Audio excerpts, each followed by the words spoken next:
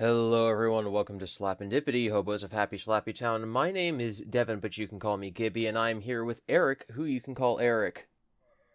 Hello. Hello. Eric, I have a question for you. Lay it on me. Do you have any grapes? No. This is a lemonade stand. Why would I have grapes? Okay, I'll come back tomorrow. Please don't.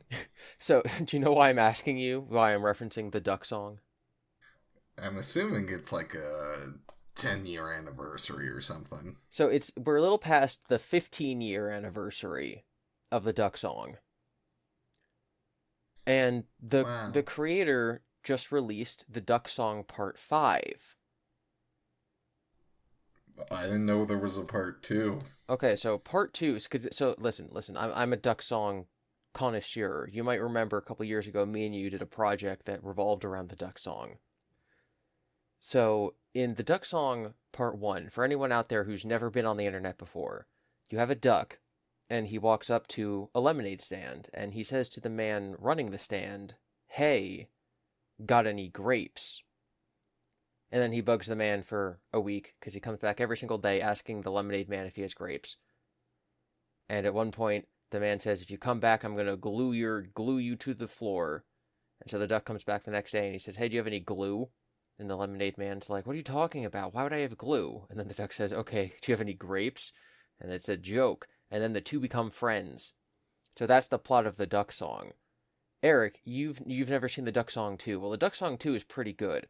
So that's about the duck going to a corner store, and he goes to the woman running the store, and he says, "Hey, got any grapes?" And then he proceeds to bother her for several days.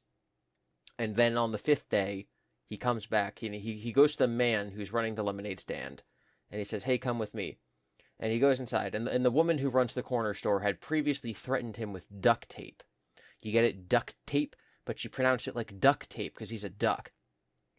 So he says, "Hey, Mr. Lemonade Man, can you go in there and ask her to borrow her duct tape?" And he says, "Okay." So he goes into the store, and he starts blushing, and he thinks that she's cute, and then she thinks that he's cute, and he borrows her duct tape and goes outside, and the duck says thanks, and then walks inside, and then goes, "Hey, do you have any grapes?" And the lady's like, "Oh no, you have tricked me because you had this man take my duct tape away."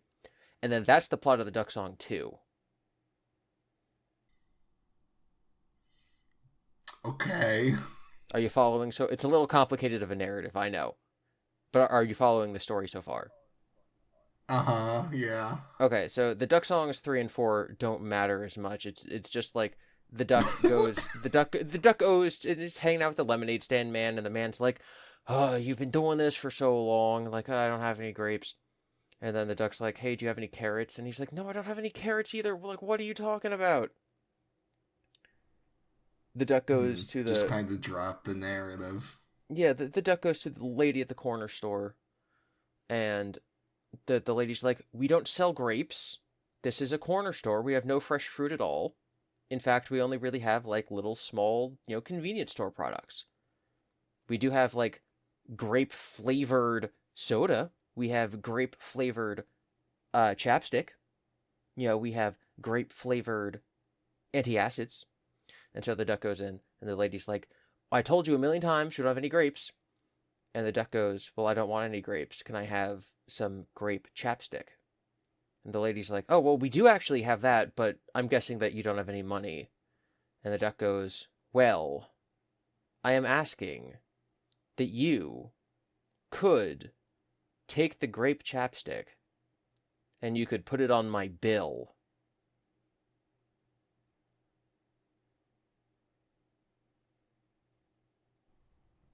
I hate it here. Do you get it? Yes, I Because get ducks it. don't have lips; they have bills. Anyway, so that's the first couple duck songs. It's not important. So the duck song number 5, which came out 3 days ago at the time of this recording, is the finale to the saga. And the duck goes to the lemonade stand man, and he says to the man running the stand, like, "Hey, do you have any grapes?" And the man says no, and he leaves. And then the duck comes back the next day, and he proceeds to do this several more times, as is tradition now with the duck song. And he goes to the man running the stand, and he says, "Hey, do you have any grape aid. And the man's like, what? And the duck's like, do you have any grape aid, as in grape-flavored lemonade? And the man looks at his run-down lemonade stand that he's been operating for 15 years, and he's like, my lemonade stand has been failing for the last couple months. I'm not really pulling in as much money as I need, and I do need to earn some extra income because I'm marrying my fiance soon. You introduced us, so I am very glad about that. But I think it would probably increase my sales if I sold grape aid in addition to lemonade. You may have just saved my business. You may have just allowed me to start my family on like a good start, on a good foot. And the duck says, then my business here is done. Goodbye forever. And the duck leaves. And that's the finale to the duck song saga. Five songs across 15 years. The duck has now found the lemonade stand man a wife. They're going to get married. He saved his business. And that's why he was asking for grapes the whole time. Okay. Are you crying? I was crying. No. It's a beautiful story about a man and his lemonade. But it's not. Yes, it is. Think about there's a few different interpretations you can take away from it, right? A man falls in love and he sells grapes. Grape aid. But he never sells grapes. Grape first aid. of all. Grape aid. That's not grapes. That's not grapes. You squish up some grapes, put it in some lemonade. Grape aid. It's like purple colored Gatorade, which I happen to be drinking right this second, but that's irrelevant. That's a coincidence. I don't think it is. But also, that's not how you make grape aid. You don't make grape aid with grapes.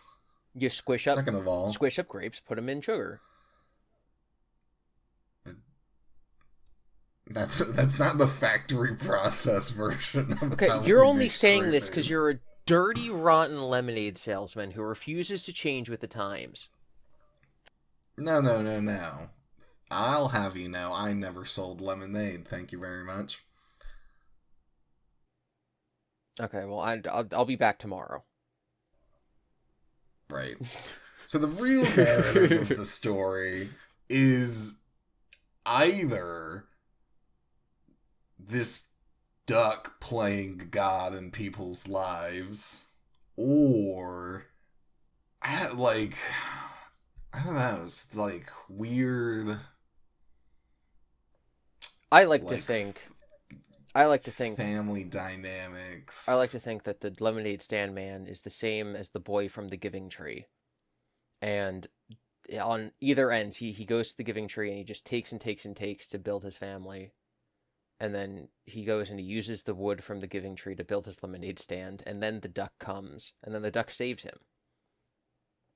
This man is just being handed everything in life. He was handed a wife. He was handed a lemonade stand. He's handed a house. He's handed a tree. He's handed some grapes. Well, now that is also a bit of connecting the dots on your part. Yeah, but that's just a theory. Child nursery rhyme book, picture book theory. Thanks for listening. Good job, you did that. Thank you. I almost did it. I only stumbled like 17 times. But this, this is interesting, I basically, I saw a Twitter post last night, and was like, I can't believe the duck song's over. And I'm like, what?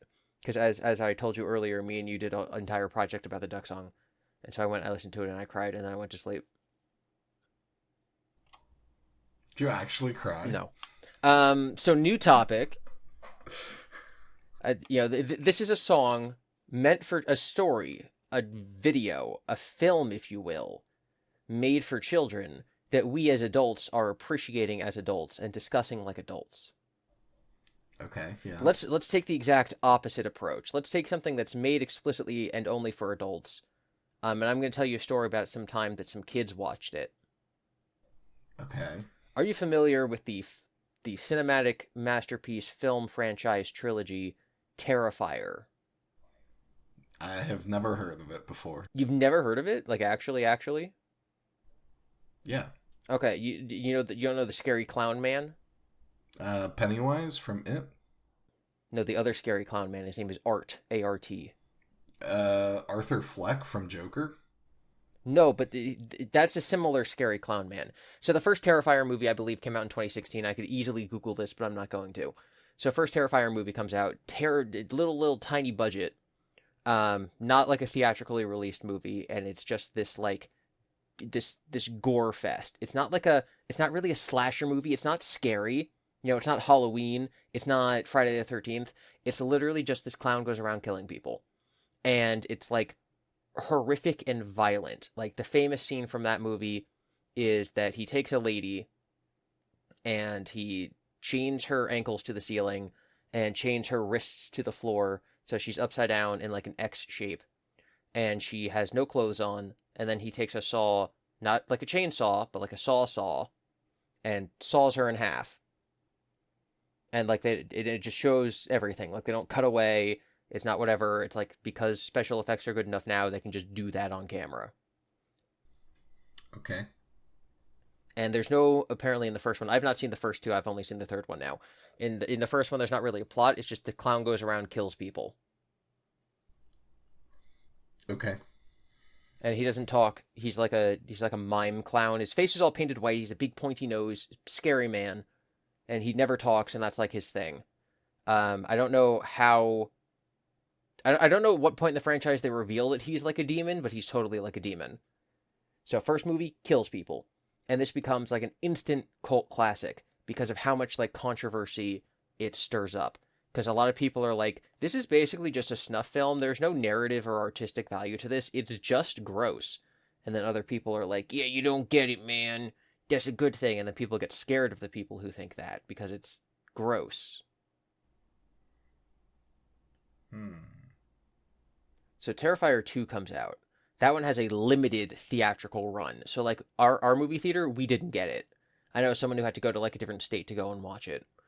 And that one has more of a plot. So that one follows like a college girl and her little brother who get roped into the clown shenanigans. So like the clown still goes around brutally killing people, but now you have like this protagonist to root for who has a story and can fight back. So like in the first one, the final girl, the trope of the final girl in a horror story. It's like the one teenage girl who survives at the end. So that she gets like horribly disfigured and then goes to an insane asylum. But the girl in the second one survives. Oh my god, I can't believe her and her little brother made it out. I think the clown kills their mom and like her best friends, and like everyone else dies. But they like manage to chop the clown's head off, and they win and they leave. And then the clown survives because he's a demon. But like that one has more of a story. Like there's lots of people who like Terrifier 2 who do not like Terrifier 1 because Terrifier 1 is stupid and just gore, whereas Terrifier 2 is a slasher movie that happens to be extremely violent. And gross, and it just depicts all the worst stuff. Yeah, the first one does sound just like torture porn. Yeah, like actually, like it's like, okay, this is just a fictional snuff film, I guess. And the second one, like apparently the girl's father was like a comic book artist. And she was like, why do you only draw strong men? And he's like, well, I draw strong women too. And then it's like, a Amazonian woman barely wearing any clothes with like ripped muscles. And the girl's like, I want like a superhero that women can look up to. And the father's like, okay. So then he turns his daughter into a superhero and she has this magical sword. And so the girl is able to like take a sword and be like, this is the sword from the comic book my dad wrote and it can dispel evil. And because she believes it can, it really can, and that's how she kills the clown. So, like, there's a narrative there. How like, there's a old is thing. I get it. Is this like a 14-year-old or like college? Or... When during the flashback with her artist dad, she was probably like 8, but now she's in college. I think the dad like dies, but like not from the clown, just like cancer or something. Okay. So then now Terrifier 3 is coming out. It came out this past Wednesday, so Thursday. Less than a week ago from when you're hearing this. And it is a widely released movie, so we actually have it. We are showing it in our movie theater. And that's why I watched it, because I watch all the movies. So I get some, like, a lore dump from some of the people who've seen the first two, and I go in to watch it. And it's like, it's gross, and it's stupid. The first person to die is a 10-year-old boy who's just sleeping in his bed, and the clown comes in with an axe and chops him up. And then, like, he kills the parents while they're asleep, and it's just, like, horrific. And he kills a mall Santa. And because he's like, ooh, I want to dress as Santa, but I don't have a beard. So he kills the mall Santa, and then he like rips off his face so that he can wear the beard over his own face. Mm-hmm. Mm-hmm. And there's just brutal on-screen killings, and he kills children, and he hacks people up, and it's gross and grotesque. My thing is like after the first two times that he swings his chainsaw and he cuts someone's arm off, and it doesn't like cut away or the arm doesn't become very obvious CGI, right? Like whatever special effect they're using is really good. But after you do it three times, it's not as impactful anymore. And Hey. so I just stopped, like, you become desensitized to it because you're like, okay, I've seen this before. This is their one trick. Mm-hmm. There is a scene, so it turns out, big spoilers for Terrifier 3. The girl from the first one who survived and became horribly disfigured. You remember her from 3 minutes ago? She went to the insane asylum.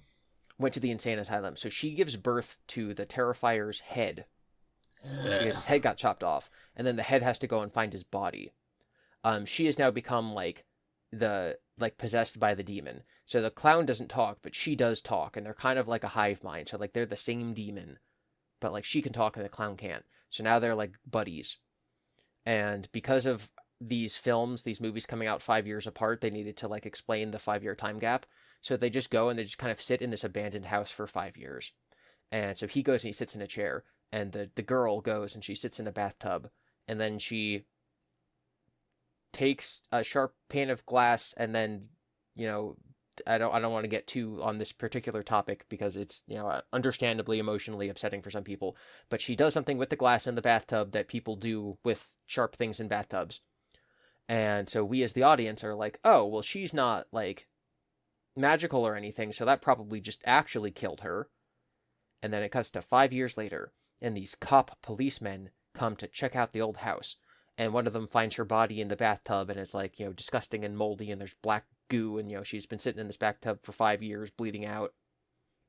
And then the other goes and finds the clown, and he's just been sitting in this rocking chair for 5 years. And he's like, is this a prop? Is this a movie prop? I don't know what's happening. And then the clown springs to life and kills the guy. And then the guy who's investigating the body in the bathtub, like, takes out his walkie-talkie, and he's like, we have a decomposing body in this bathtub, we gotta get it. And then she springs to life, and then she kills him. And then she goes and she finds the clown who's like in the attic, who's like still torturing the other cop. And she takes the pane of glass. And I thought this was very comical just because of the way it was shot. So it shows the clown brutally torturing the cop. And then the girl reaches one hand down underneath her hospital gown. And then it cuts back to the clown killing the guy. And I'm like, oh my god, I understand the implication here. But it's not an implication because then it shows her other hand going under her hospital gown. And I'm like, oh, haha, that's not simply an implication. They are, in fact, directly stating what is going on. And then it cuts back to the clown killing a guy. And then the girl takes the pane of glass that she has in front of her, and then she takes the pane of glass under the hospital gown.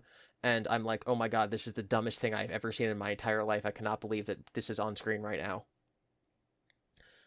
So like that's the kind of stuff that's in this movie. Okay. And then they go and they find the college girl and the brother, and then they got to fight the clown, and they kill a bunch more people, and like it's, oh my god, it's so quirky. It's quirky how we're just watching this movie of this clown killing people, and there's a song in it called Terrifier Christmas, and it's like this choir of people going like, it's a Terrifier Christmas. And it's like, haha, do you get it? Because it's like supposed to be campy sometimes, but other times it's actually just brutal and terrible and stupid. My favorite review on Letterboxd was someone who said, it's the best Terrifier yet. 1.5 stars out of 5. I'm like, yep, that makes sense. Uh-huh. So there's people who genuinely love this movie. There's people who genuinely hate this movie. I think it is stupid. I really like the makeup on the insane asylum girl because she looks disfigured throughout the entire movie, and the effects is genuinely impressive.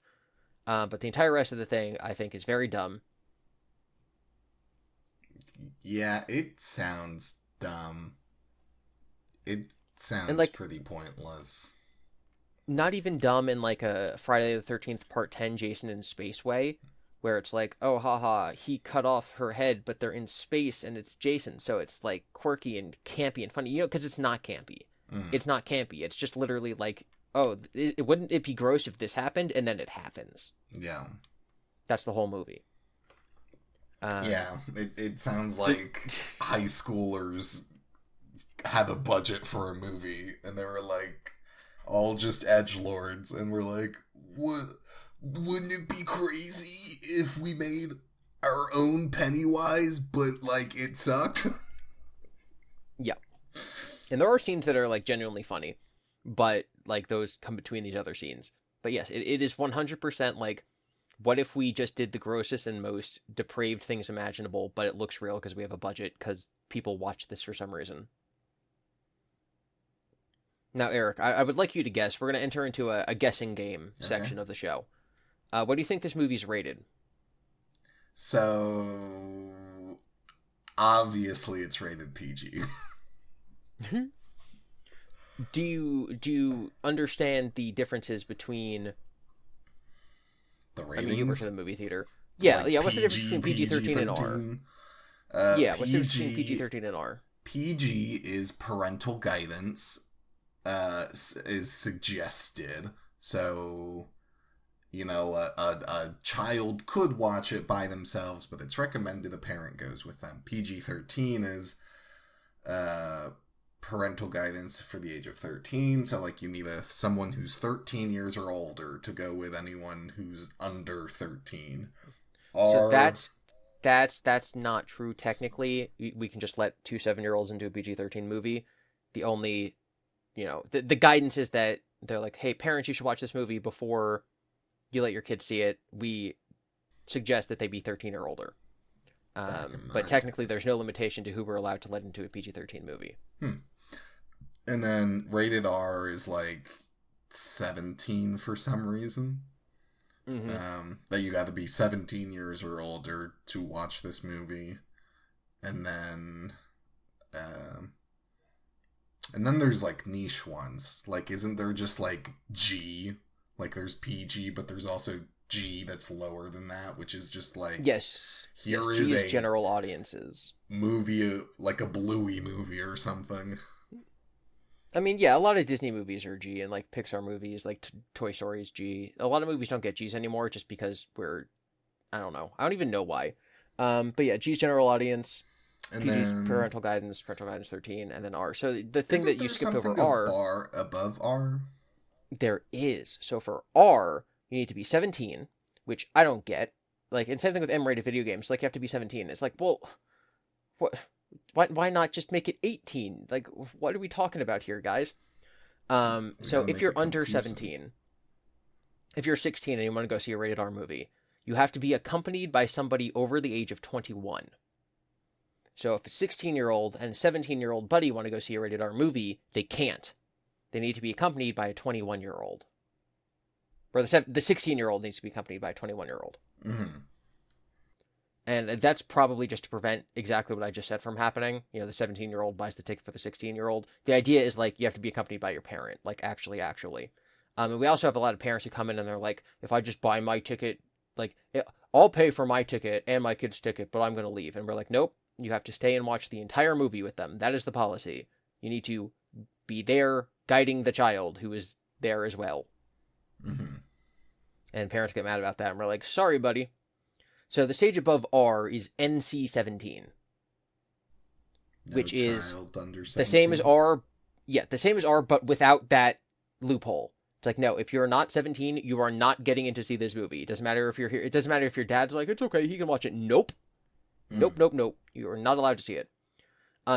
Typically NC-17 movies, like the three things that push a movie from R to NC-17 are it shows actual sexual penetration as opposed to just something implied. If you watch a rated R movie, you will never see actual sex on screen.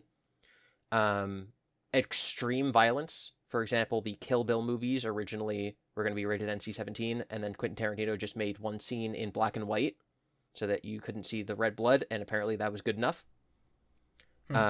Saving Private Ryan was originally going to be NC-17 because of the D-Day scene, and then they argued that it was historically accurate and relevant and educational, and so they said, okay, it can be rated R. I guess. And then the other one, so the South Park movie, kept getting NC-17 ratings. One of the rules, for whatever reason, I forget the exact number, but it's like you can't say the F word more than 200 times in a movie or else it's NC-17, and so they say it 199 times in the South Park movie. Like, that's the joke. That's the point. That's the joke. They said that whenever they'd submit it and they'd come back and they'd be like, this joke goes too far. This is too gross to be in a rated R movie. They would just replace it with a joke that they felt was worse. Lols. And then they just kept sending it in until they got their R rating back. So like those are the main things that push a movie from rated R to NC-17.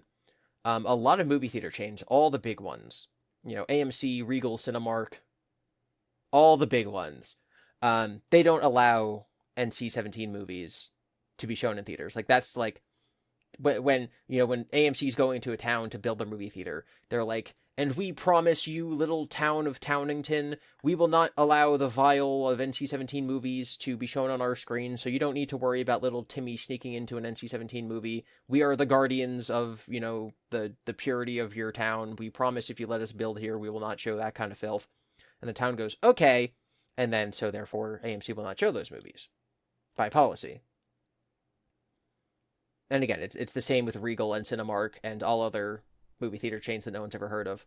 Mm-hmm.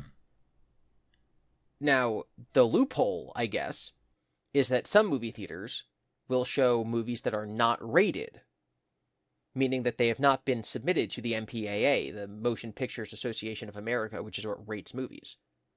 So let's say that me and you go, and we make a movie, and it's called Slapendipity Hobos of Happy Slappy Town the Movie, and we take an iPod Nano, and we go out and we film a movie with it, with its great camera.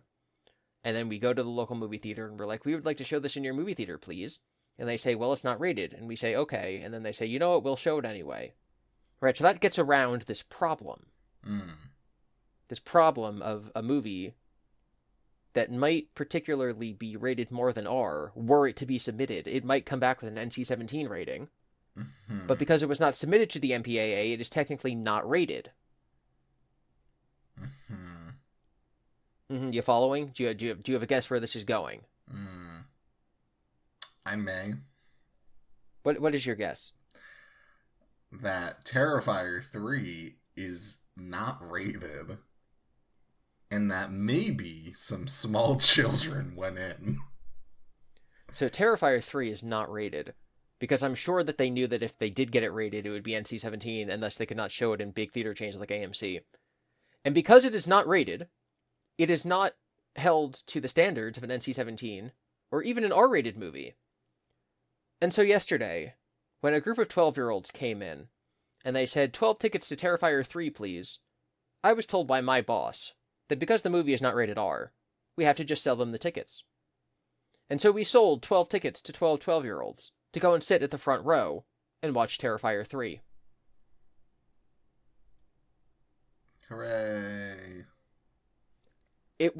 I'm like, that's the dumbest loophole I have ever heard. This movie is clearly not rated because it would be NC-17. Yeah. And therefore it gets around any restrictions of even a rated R movie. I'm like, that's insane, my guy.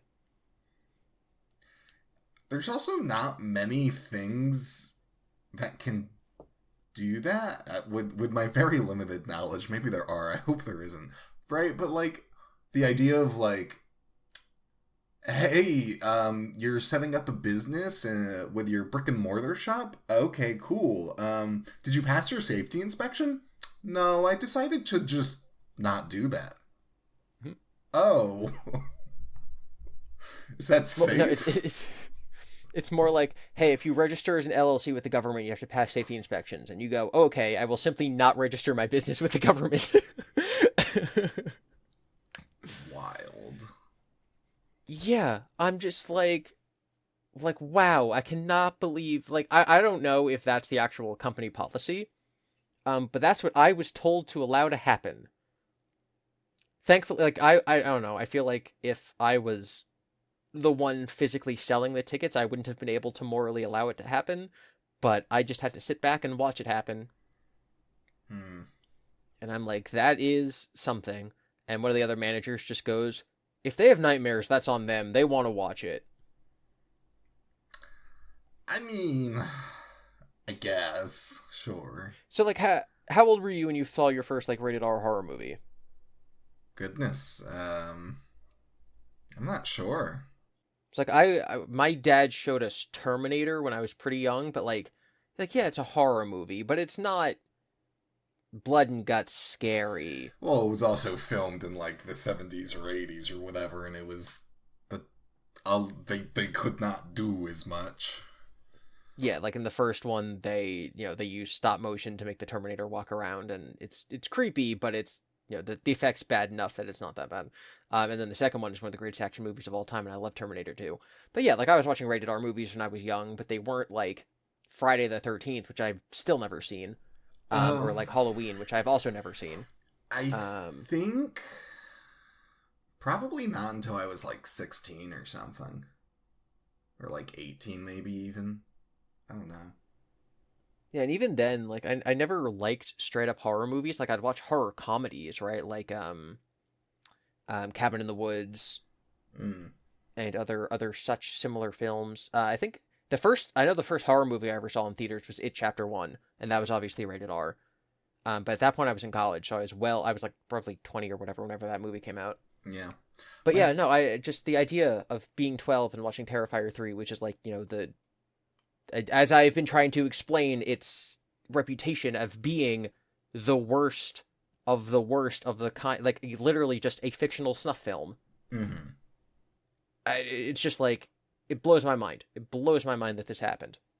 That I watched this happen. I mean, yeah, the loopholes in capitalism, I suppose. I don't know what capitalism has to do with that.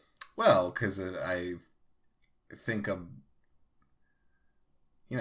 well, we gotta take their business. What else? What's the reason to not show them other than money? Because it's very difficult to refuse service to someone because of, and please don't take this the wrong way, but like, civil rights laws, you can't refuse business to people. Sure. I'm not saying that's a bad thing. Sure. I'm just saying, I feel like an exception could be made of like children. No. We have denied service to plenty of people. And if someone comes in for a rated R movie and they look like they might be under 17 and we ask for their license, like, hey, can I see some ID? And they don't have it, then we don't let them in. They might be like, dude, I'm 20. And we'll be like, well, you look under 17 and you don't have your driver's license, so I can't let you in. Mm-hmm. The problem would not be, oh man, we really need this, I don't know, what's 15 times 12? We really need this $200 from these kids watching this movie. No, the issue is if we refuse service, then like we could face annoying repercussions, including angry parents coming in and being like, why won't you let my kid see the clown movie? Yeah, I guess, but I guess I would like to believe that it's a systematic problem than an individual problem, because surely the parents would be good enough to be like, wait a minute, my child was trying to see what movie? Why, I was just ignorant and didn't look into what they were trying to view before, but now that I'm well informed, little Timmy, how dare you? Yes, because it is a personal problem, not a systematic problem. There's gotta be some, I don't know, man. The not rated. There's gotta be. No. The not separate thought was also, there's gotta be some thing to be done about the not rated. Like, loophole. And that something is, it's almost certainly that the actual company policy would be to not let them in, and my manager just didn't care. Yeah, maybe. Whack. Big whack. So one of the two of the 12 kids, before they went to watch Terrifier, they'd actually gone to watch Beetlejuice. And whenever we have little kids who are unaccompanied by adults and they go into like a movie like that, we're gonna usually get noise complaints, and we did, so I had to go talk to them. And then like when they were going to Terrifier, I was like, hey, you buddy over there, I already had to talk to you in your last movie. If I have to come in there once and kick you guys out, I will, and we do not give out refunds if we kick you out. And so then they were pretty well behaved. But when they were buying their tickets to Beetlejuice, they were like, hey, does David still work here? David was, I'm going to call him a burnout. This is a man who never came to work sober. And by man, I mean like 19-year-old. Who never came to work sober. and was barely comprehensible when you tried to speak to him. And the only work he could do was like sweeping theaters after they got out, because that was the only thing he was capable of doing. And then we ended up firing him because he missed too many shifts. So for these 12-year-olds to be like, hey, does Dave still work here? We're like concerned that they know Dave. Like, these 12-year-olds should not know Dave. And we know that they're 12 specifically because they ordered popcorn and the total came out to like $20.26. And one of the kids goes, yo, 2026, that's going to be a good year. We're like, what? He's like, yeah, I'm going to get married in 2026. And we're like, what? How old are you? And he goes, I'm going to be 15 in 2026. So that's how we determined that one of them's 12 and the other's 13. So they're like, yo, does Dave still work here? And we're like, no, how do you know Dave? And the other kid goes, one time we were here seeing a movie and Dave made us help him clean the theater afterwards. Oh no.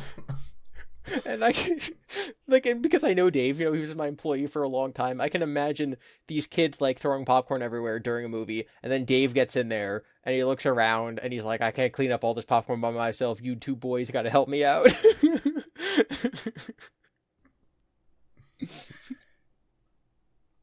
Wild.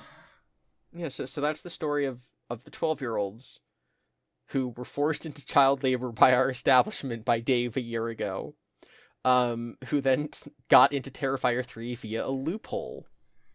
Hooray. So I posted most of the story on Twitter, and then somebody quote tweeted me and added the writer and director of the Terrifier movies. Lol. And I'm like, I really hope that guy sees this and responds, because that would be so funny. It'd be pretty good. All right, I feel like I've been talking for a long time. Do you have any stories? Well, I just want to say, I have a Twitter account because to follow streamers and artists and such, and you, and so I am scrolling on it and I read this. Like, I read your post and I was like, well, that's crazy. And so then you brought this up and I was like, oh no, I know everything. Oh, I didn't know you followed me on Twitter. You see all of my amazing posts. Why don't you like them? When I say things like, I can't believe with my when I say when I say I can't believe Minecraft Parkour Civilization isn't on Letterboxd, shake my head. Why don't you like it? Because I'm very particular with what I like. Because I use it as a folder, essentially. And I can just scroll through and see things that I've liked. Similar with revlogging. Yeah, well, I think that everyone listening and watching this should like this video, because you should like comments and videos that you like, as opposed to comments and videos that you're using as a bookmark, because there's a bookmark feature for literally that purpose that you're describing. Yeah, but you should want to bookmark this video with a like anyway, because this will be the video that you have to come back to hear about all the Terrifier lore before it really blows up in Terrifier 5. Terrifier 5, the Terrifier Strikes Back. No, what you guys should do is you should no, never mind. I was going to say you should tweet this at the guy who made the movie. Please do not do that, actually. No. Even as a joke, I feel uncomfortable saying stuff like that. Like, I don't want anyone to ever be spammed. But yeah, that was most of my day yesterday. I do have a small story. I was up here editing a video, and my mom texted me and was like, hey, can you come downstairs? I need you to help the dog with something. So I go downstairs. One of my light bulbs exploded. Okay. And so she wanted me to hold the dog back while she vacuumed up the broken glass. Now, I say light bulb exploded. What are you imagining? Like a light bulb exploded and shattered into little pieces on the floor. In your inner mind's eye, what kind of light bulb are you picturing? I don't know the name for it, but like the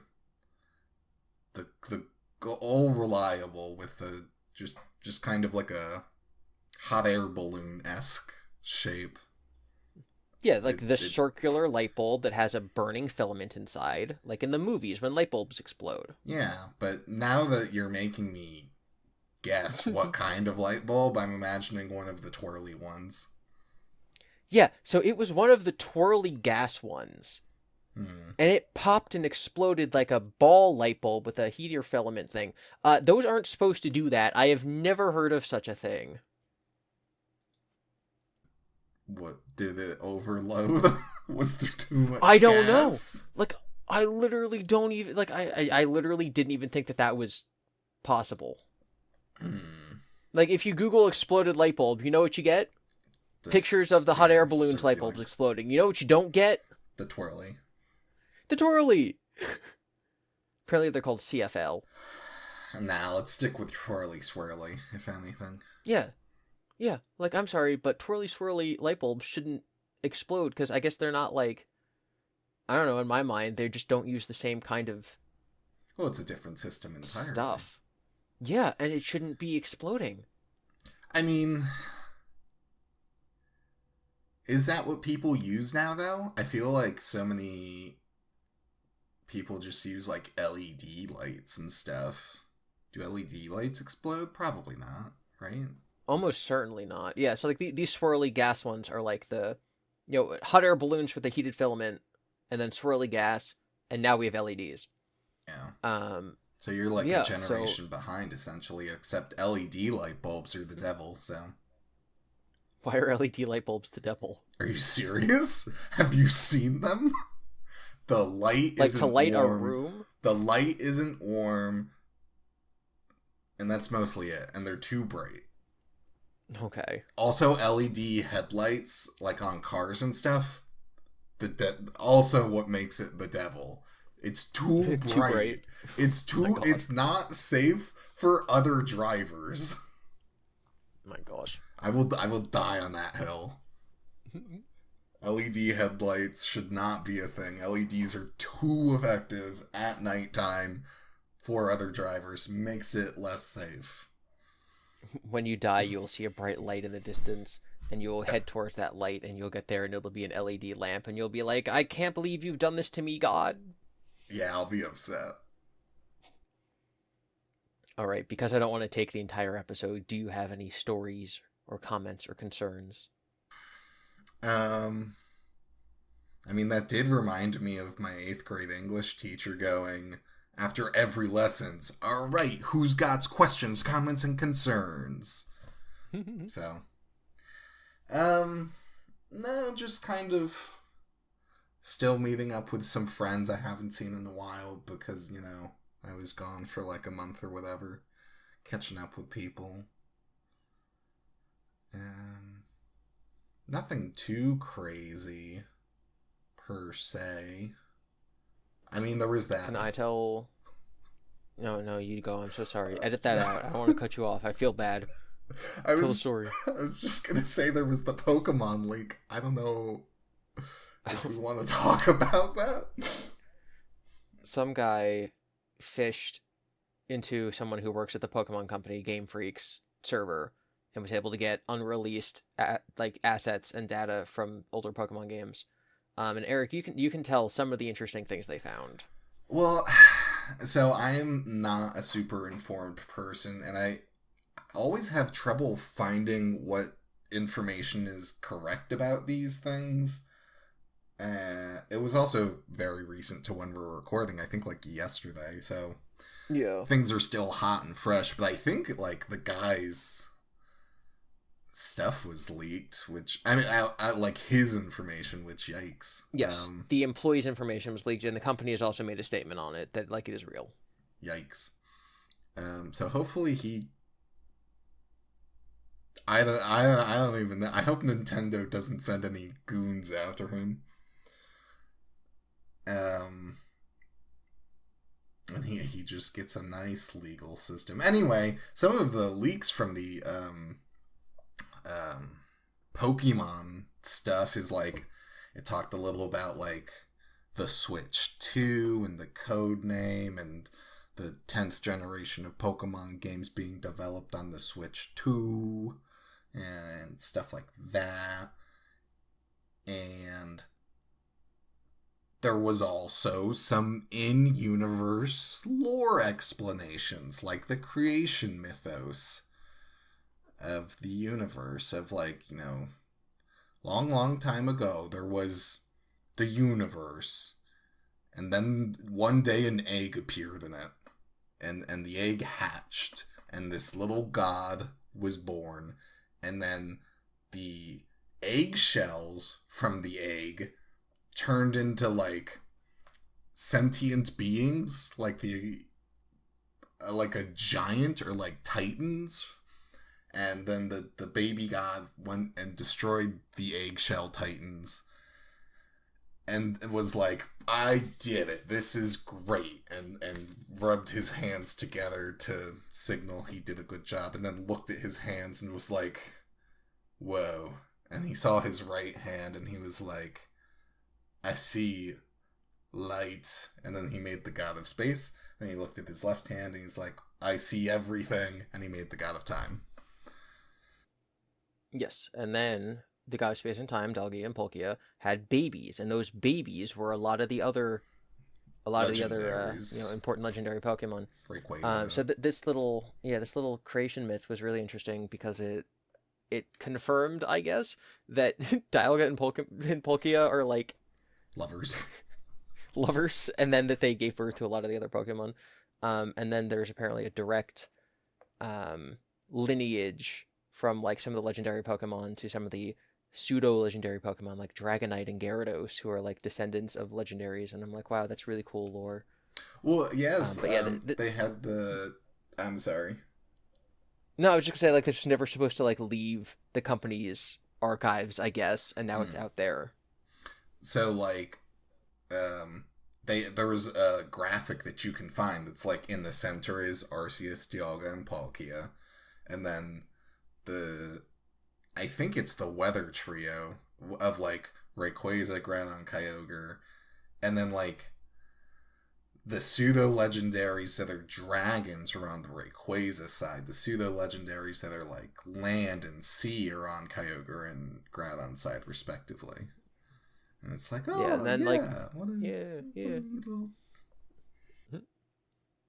and they have like the Lake Trio, like the Azelf, Uxie, and Mistbright, that are like their own little thing. And if you don't like Pokemon, we're just saying complete nonsense right now. Sorry about that. But yeah, no, it's a big deal. Yes. That like in cybersecurity. Imagine if this was something important. Imagine if it was. Well, like I don't know. Were you aware that the Internet Archive got hacked like last week? No. Do you know what Internet Archive is? I don't want to. No. Oh, no. It's just a non-profit organization that like backs up data that's stored on the internet. Like, do you know what the Wayback Machine is? A machine to go way back? Have you never been on the internet before, my guy? So the Wayback Machine allows you to view versions of web pages that aren't up anymore. So like if you go to, I don't know, like Google in 2001. Yeah, so you can see what was on the front page of YouTube, 3 months ago, because it's archived on the Wayback Machine, and that pulls a lot of its information from the Internet Archive. And the Internet Archive, because I don't know exactly how it works, but because it's a government entity, it can house copyrighted works or something. I'm not entirely sure how that works. But a bunch of hackers brought it down, and they also like hacked personal information from anyone who had an account on the site, which is obviously also bad. But yeah, just imagine like a library, but it's the internet, and it's like the only main thing that's doing that, because it's not really like a profit. It doesn't matter that it's not profitable, and it's impossible to actually keep up because it's like a non-profit thing. So yeah, that was also bad. Big hackers. Hackers are bad. You guys should get a VPN. We're not sponsored. Also, that would not have helped in this situation.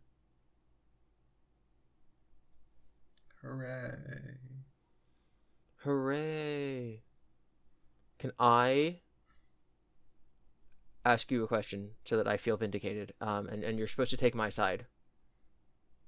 Okay. Okay. So just say, yes, Devon, you're right. All right, well, you gotta say the thing first. Okay, so, our friend George really, really likes the movie American Psycho. Okay. Accurate? He's been talking about it for months, correct?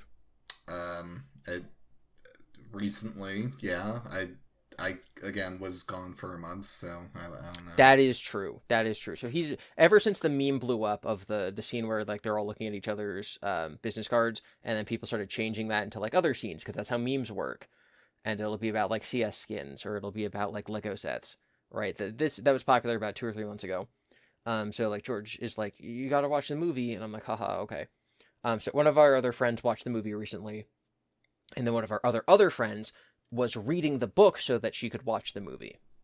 And so 2 days ago, I get home from work early at like 7 p.m. and I'm like, well, now that like all of our friends are watching the movie, I want to watch the movie. So I read the book that night. I think I finished around midnight.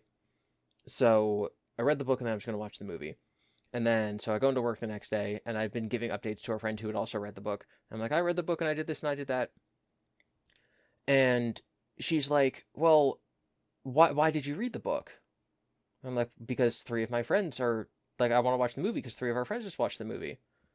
And she's like, well, what was stopping you from reading the book and watching the movie previously?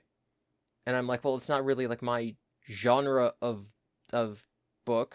It's also a very disturbing book. Reading it reminded me of Terrifier. I'm like, it's not really like my genre of book or anything. And like, you know, yeah, it's a classic, very highly regarded movie, but I'm not just going to sit down and watch a movie because I just don't do that with movies. And I'm like, you know, the biggest part of my motivation, like, I'm like, if 3 of my friends are watching this movie right now, then if I'm ever going to watch it, it's going to be right now. And so we got into this whole thing where she's like, well, you shouldn't just, like, watch movies and read books and do whatever because other people are doing it. And I'm like, since high school, I've had an ongoing, growing document because, Eric, as you might recall, I've long since said that if someone tells me that something is their favorite X, Y, or Z, then I will go out of my way to try it. If you tell me this is my favorite anime, it doesn't matter if I don't think I'll like it, I will watch it. If someone says this is my favorite video game, it doesn't matter if I don't think I'll like it, I'll play it. Right? And so that is how I watched, like, Death Note, and I played Earthbound. Because our friends are like, those are the best. And I said, okay. That's why I watched Game of Thrones. You know, I'm getting recommendations from the people whose opinions I trust, even if I don't think I'll like something. And sometimes I get recommendations and I don't end up liking them. Our same friend George really likes the show The Boys. And so I watched the first 2 episodes and I said, this is the worst, dumbest thing I've ever seen. And so I didn't watch it. And so our friend who had just read American Psycho is like, that makes you a follower. You should just watch things and read things and play things that you think you'd like.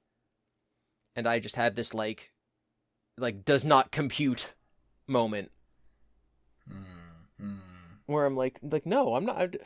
What do you mean? I'm not just going to go Google, like, what movie should I like? And then watch that. I'm going to follow the recommendations of my friends. So this turned into a conversation about me and you going speed dating in a couple weeks. Okay. Because as you recall, I got very in my head about, you know, last episode or whenever that was, 2 episodes ago maybe, I got very in my head about, like, what do I say to the person? What if they're talking about salad or their favorite flower, and then they transition to talking about their favorite animal, and then now it's my turn to talk, and I just start talking about flowers because that's all I have in my head because I just kind of got stuck about wanting to respond to that. Do you remember? I said that in a previous episode? Okay, you remember I also said, like, oh, you know, my cheat code's going to be that I like Taylor Swift. But, yes, like, oh, girls like reading books, so, like, read books. So I don't know if you know this, Eric, but I don't like lying. I may have known that you sometimes mostly don't like to lie. It makes me very uncomfortable, and I very much... Basically, in like high school or something, we were like reading about like criminals, and they're like, you can typically tell when someone is like lying or covering something up because they have to think really, really hard about the ramifications of their story versus someone just telling the truth. Like if I steal something from the break room at work and they ask me like, oh, you didn't steal it? So what were you doing? And I'm like, I was in the bathroom. And they're like, well, who else? How many other people were in the bathroom? Suddenly you have to, like, make up your alibi, right? You have to have details that don't actually exist. And that is way harder than just remembering something. If you're actually in the bathroom, you'd be like, I think at least one other person came in while I was in there. And then I remember like one of the soap dispensers was out, right? Because you're remembering something that really happened. Mm-hmm. Or alternatively, you're like, dude, I don't remember pooping 3 months ago. Like, why? Like, what are you talking about? I have no memory of this. So like, it's just easier to not lie, especially because the bigger the lie gets and the more time it covers and the more people who are involved, the easier it is to fall apart. Like that episode of the Powerpuff Girls. What's the episode of the Powerpuff Girls? They tell a little white lie in the beginning of the episode, and that little white lie turns into a monster. And as they try to keep up the lie, it grows bigger and stronger, and then they try to fight it, like physically, with their punches and stuff, and they can't. And the only way they can defeat it is by telling the truth to everyone. That is the exact plot of a VeggieTales episode. Wild. I wonder which one came first. I feel like VeggieTales did, but maybe not. We can look this up later. So because of this like discussion of like, hey, did you know it's actually difficult to lie? I was like, oh my god, it is difficult to lie. Because as a kid, you're like, yes, I will simply tell my parents I did not steal a cookie. But now that you're like a teenager with complex, emotional feelings and like, social situations involving lots of people, I'm like, it is harder to lie. I will simply not lie. And then over time, that slowly turns into, as an adult now, 14 years later, it's like, when you force yourself to tell the truth, you end up just doing fewer bad things. It's like, if I'm not going to lie about stealing the cookie, then what ends up happening is I just steal fewer cookies. I don't know about that one. Like, you don't want to lie, so you're not going to steal the cookie, so you steal less cookies than you would? No, so you just don't... So you just end up not stealing cookies. I see. Because you're like, wait, if I have to necessarily face the consequences of my own actions, there's no getting away with it, then I'm just going to do fewer things that will cause bad ramifications. Like, if you know going in that no matter what, you will be caught and punished for lying, cheating, and stealing, then you will simply not do those things as often. Anyway, that's just what I found, is that when you stop lying, you end up doing bad things. Okay. Like stealing cookies. So anyway, getting back to the topic. Yes. I talked about going speed dating, and I was asking her, I'm like, hey, you're a girl. What, like, speed dating things? Like, because I'm really in my head about this and, like, what I should do and what I should say. And her first thing was, like, I made a comment. I'm like, I'm really glad that I'm still going to be technically employed at the movie theater when we go, so that when they ask me what my job is, I don't need to explain my YouTube channel. And she's like, well, no, that's kind of like catfishing. I'm like, what do you mean catfishing? And she's like, well, if I talked to a guy and he told me he was a manager at a movie theater and I agreed to a date, then that's fine. If I go on that date and find out he's actually a YouTuber, that would really upset me because I would never date a YouTuber. And I'm like, oof, ouch, pain. So we disagreed about whether or not that was a lie for me to lie by omission and not talk about this podcast and not talk about my Chris Chan channel and not talk about FNAF. But that's a separate topic. The one I want to ask you about that I want you to agree with me with, because I'm right, is I said, if I basically made a comment, I'm like, I need to read another book between now and the speed dating. Okay. Because if I go on the speed date and the girl's like, hey, I like reading, and I go, oh my god, I love reading too, and she goes, what was the last book you read? And I have to tell the truth. Then what I will have to say is American Psycho. Now, American Psycho has a reputation. Exactly. It has a reputation of being like, and I don't necessarily think this is a fair reputation, but it has a reputation of being like an incel book. Mm-hmm. And so if I have to tell the truth and I have to say American Psycho, then that will give her the wrong impression. Mm-hmm. Whereas if I lie and I said the last book I read was actually 2 books ago that I read, which would have been like Killers of the Flower Moon or something, then that would actually be a more truthful representation of who I am as a person and give her deeper insight into who I actually am, as opposed to telling the truth that I read American Psycho. Because in a speed date where you only have 5 minutes to talk, and so you're theoretically only talking for 2 minutes and 30 seconds, for me to be like, well, the last book I read is American Psycho, but I only read it because 3 of my friends happened to be watching the movie, and I like to read a book before I watch the movie, and so I listened to it on audiobook at 3 times speed for 4 hours on a random Tuesday. if I don't have the opportunity to say all that, and all I can say is American Psycho, that would actually be a less truthful representation of who I am, even if, to get around that, I would have to lie and change the book. But I wasn't even considering lying. I was just saying I need to read another book so that it's not a lie. I think and she took issue with that, and she said, she basically said, like, no, it's still lying. That would be a lie. And so I guess the question is, if you lie to be more accurate, which one is the lie? Versus telling the truth to obfuscate, which one's the lie?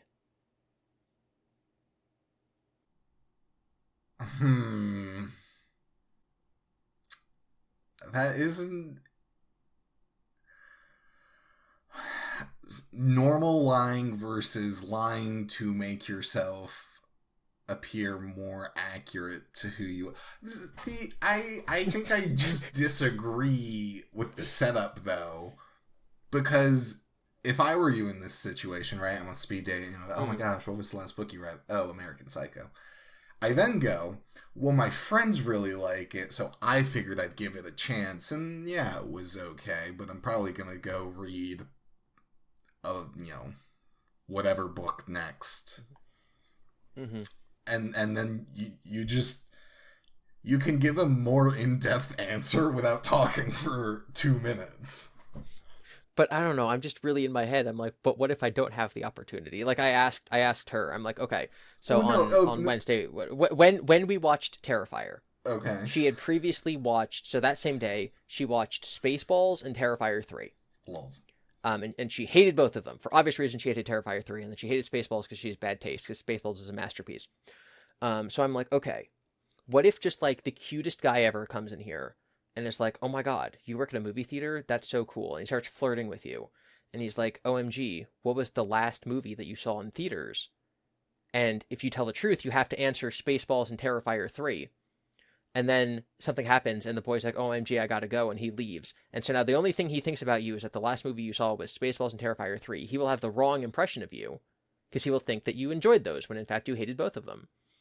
And she's like, well, if he wouldn't call me back because he thinks I like those movies I don't like, then, like, it would be no skin off my bones, like, I wouldn't care. Yeah, I would agree. And I'm like, no, like, but what if he was the biggest Terrifier 3 and Spaceballs hater in the world, and you would have gotten along great? Like, I just believe in stronger communication. And so if you have to lie to communication better, then do you? Question mark. No, I think you just give better answers. Like, the most recent movies I saw in theaters were Spaceballs and Terrifier 3, but I kind of hated them. I really liked Venom: The Last Dance better. Mm-hmm. But what if you don't get to say that? But you do. You're completing a sentence, so you do. What if the bell rings and then there's no what's the last bell? book you read? And I go American Psycho, and then the bell rings. Yes, there is. There's at that speed dating, the 5 minutes is up, and they bell, and like ding ding ding, move to the next table, and then because girls are the ones who move, she gets up and she's literally walking away before I can even finish the sentence. And I'm like, oh no, what if she thinks I liked the book? I did like the book, but you know what I mean. As they said in the speed dating event, ringing the bell does not mean you automatically get up. Ringing the bell means wrap up your conversation and move things along. So if she automatically gets up, that's on her, and it was probably other things in addition to what you said throughout that whole 5 minutes. If you're in the middle of going, yeah, so the last thing I watched or read was American Psycho, and then ding ding ding, and she auto gets up, it's whatever. She clearly probably wasn't interested in the first place. But if you go, oh, the last thing I read was American Psycho, ding ding ding, and you go, but it was kind of not my jam and whatever, and like maybe she'll sit down more, maybe, like, I don't know, you can. I just think that you're too logically assessing the exact scenario we'll be in as opposed to dealing with the actual ethical problem of the actual ethical moral issue, which is telling the truth, which creates more obfuscation about the truth versus lying in order to paint a more accurate picture. Like, yeah. I think that's the real question. is which one is ethically correct. I would say that if you are having to lie to more accurately represent the truth, then your commitment to represent the truth by not lying at all is then diminished slightly. Because you are willing to lie then, just when it's convenient or relevant to But you. it's the... If anybody's still watching this episode after our discussion of the horrors of Terrifier and then our Pokemon League conversation, what do you think about lying to tell the truth? Leave your answer in the comments or email us at slapendipity@gmail.com. What were you saying? Just that it's your truth, right? There's no objective truth of the... Well, I guess maybe if there's... No, there is no such thing as your truth. There's only objective truth. There's only your perspective. What do you mean? What do you mean? There's no... If I only have my perspective on things, so I can't be like, oh, your truth isn't real, because it could be. Well, no. I don't want to get into it, but that's one of the most harmful ideologies that could possibly exist. There's no such thing as a personal truth. Well, you live your own personal life. Yeah, but something's either the truth or it's not. Like, the last book I ever read was either American Psycho or it wasn't. There's only objective reality. There's no such thing as a personal truth. That's evil. Like that ideology will lead you to genocide. I mean, sure, if you're talking about factual things like that. That's what the word truth means. Well, no, but you could be like, oh, you hate this person, and you go, no, it's more complex than that, so you love them, and you go, no. I don't know, I can't think of a good situation on my feet like this. I need time. You're on your feet? You aren't? I'm curled up in a sleeping bag right now under the bridge. Oh, yeah, I'm just digging a hole so I have more space for me and the raccoons. I'm just digging myself further in this hole with our friend about telling the truth or not. Yeah, I don't know. The conversation didn't really have a resolution because we were at work and it wasn't able to come to like a finality. Sure. But I don't know. It's a interesting question that I am still thinking about. I thought there were like two other options. You could have been like, I'm totally right? And it did not go where I thought it was going. I thought you were going to be like, isn't it right that I look into media that my friends recommend instead of just only looking at things that I like? And I was going to be like, yeah, Devon, yeah, I agree with that. That's a good way to approach handling new things. I mean, that conversation kind of wrapped up because she was just like, I watch a lot of movies and a lot of them are... she, speaking as herself, she said, I watch a lot of movies and a lot of them are trash. And I'm like, okay, well, I don't watch a lot of movies, so when I do, I want to make sure it's something I'm going to like before I go in, so I only watch things that are recommended to me. And, like, those are just two different ways of looking at it based on the way you live your life. Like, there's no correct answer to that. It's just, like, one works for her, one works for me. But the telling the truth liar part, that's more of a philosophical discussion that I don't have an answer to. And then do you think that lying by omission, not telling someone I'm a YouTuber is catfishing, I guess? It, like, is and isn't.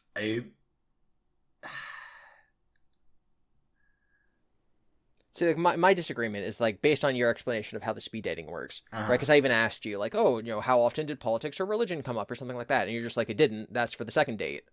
Yeah. And I'm like, yeah, I'm not going to sit across from this girl and just immediately list off, like, hey, just so you have to be okay with me being a vegetarian. You have to be okay with me being a Christian. You have to be okay with me being a YouTuber. You have to be okay with me having bad handwriting. Like, I'm not just going to sit down and list all of my specifications, my flags. I'm not going to call those red flags. Obviously, like, being a vegetarian or a Christian are not red flags for most people. Flags. But yeah, just they are flags. So I'm like, no, like, if it doesn't come up, and you only have 5 minutes to talk to someone, then like, no, it doesn't come up. That's for the first date, for those things to be mentioned. Yeah. I mean, the point of the speed dating is to just get the vibe and see if Yes. you want to. That's the exact phrase I used. Yeah. I mean, also, like, I understand the friend's point, but, like, if you just go out on another date one-on-one, and then you're like, she asks for a more in-depth explanation about your work, and you're like, well, and then you reveal everything, it's like, okay, it's not gonna hurt her. Like, and then she just won't go on another date with you if she doesn't want to. Yeah, and I also like try to make it very clear. It's like I'm not hiding the fact that I'm a YouTuber because it's like embarrassing, or I think that she'd be less likely to go on another date if she knew that I was a YouTuber. It's because I don't want to explain what being a YouTuber is to 10 different people. Like the entire conversation, like, what are you, a YouTuber? Oh my God, that's so interesting. What do you make videos about? That's going to be every single conversation. Because every time I meet somebody who knows I'm a YouTuber, they're like, oh, what do you make videos about? And my two options are Chris Chan and FNAF. And both of those require significantly more explanation. If I was just like, oh man, I'm a vlogger. Oh man, I have a lifestyle podcast. Like that would just be so easy to say, and then people get it, and then we can move on. But no, it's just, it would take too much time out of the speed dating to describe what I do. Well, and again, this is where I would kind of disagree with you. And just, right, if someone's like, what do you do? YouTuber. What kind? Horror. And you just go, recount stories and have explanation videos on popular horror topics. I think that would suffice most people. Also, most people aren't going to be like, in a speed dating context, I think they just want to know if you have a stable income. Like, if you go, haha, I'm a YouTuber, but like, it's been working out and I'm like, sustaining myself off of it, I think they'll be like, okay, cool, whatever.